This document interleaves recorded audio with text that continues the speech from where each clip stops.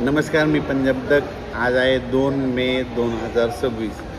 तर काय झालं, राज्यातल्या सर्व शेतकऱ्याचे फोन येत आहेत. तर आमच्याकडं ऊस आहे ना, एखादा उन्हाळ्यामध्ये मेमध्ये अवकाळी येईल का?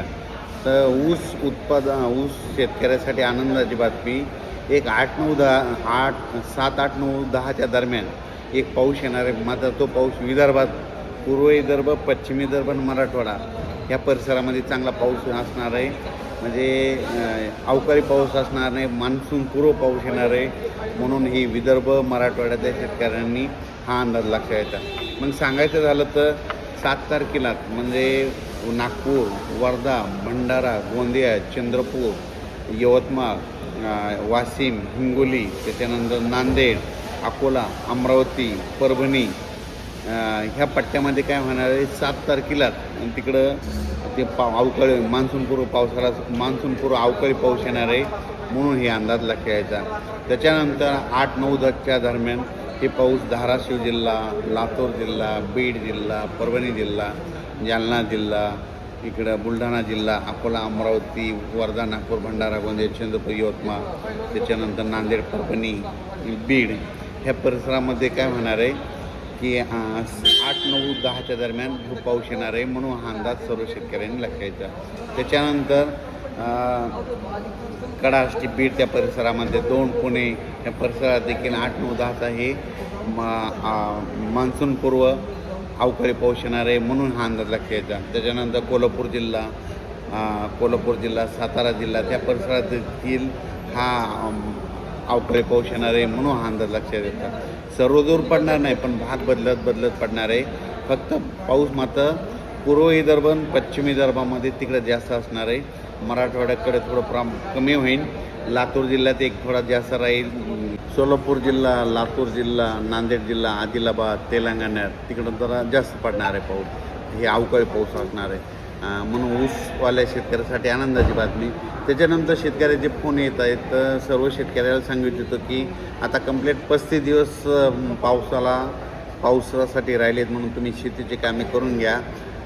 जवळपास माझा तर अंदाज आहे 12 मे ते 17 मेच्या दरम्यान अंदमान बेटावर मान्सून दस्तक देणार आहे. म्हणून ही सर्वप्रथम शेतकऱ्यासाठी आनंदाची बातमी. आत्तापर्यंत दरवर्षी कसं असतं, कधी 19 मे, 20 मे, 21 मेला अंदमान बेटावर मान्सून दाखल होतं आणि तसं वातावरण तयार होतं आहे. पण यावर्षी तुम्हाला एक सांगू इच्छितो, 10 मेपासूनच तिथं वातावरण बनायला सुरुवात होणार आहे.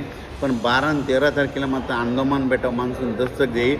तर 12-13 मेला जर दस्तक दिली तर तिथून 10 दिवस म्हणजे 24-25ला ते 25पर्यंत केरळ येईल. आणि तिथून 3 दिवस मुक्काम केल्याच्या नंतर तिथून जवळपास 7-8 जूनच्या दरम्यान मग महाराष्ट्रात दाखल होऊ शकतो. म्हणून हे देखील लक्षात घ्यायचं. म्हणजे यावर्षी शेतकऱ्यासाठी चांगलं साल राहणार आहे. पाऊस देखील वेळेवर येणार आहे. म्हणून ही सर्वप्रथम शेतकऱ्यासाठी आनंदाची बातमी. हे जे अवकाळी पाऊस आहे हे 7 तारखेला नागपूरकडे सुरुवात होणार आहे. म्हणजे पूर्व विदर्भाकडे 7 तारखेला सुरुवात होणार आहे. 8ला देखील मग 8, 9, 10च्या दरम्यान तो काय होणार आहे, मग मराठवाड्याकडे येणार आहे. मराठवाड्यातून काही भाग पश्चिम महाराष्ट्राकडे जाणार आहे. म्हणून हे लक्षात येतं.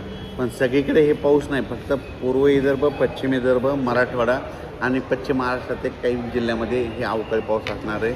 म्हणून हे अंदाज, ज्यांचे कांदे असेल तर तुम्ही काय करा, कांदे काढून झाकून ठेवू शकता 7 तारखेपर्यंत. आणि आणखीन एक सांगू इच्छितो की राज्यामध्ये आणखीन 6 तारखेपर्यंत दिवसभर सारखं वारं राहणार आहे. म्हणून हे अंदाज लक्षात यायचा. दररोज तुम्हाला 6 तारखेपर्यंत झाडाची पानं हललेले दिसतील, म्हणजे वारं चालूच राहणार आहे.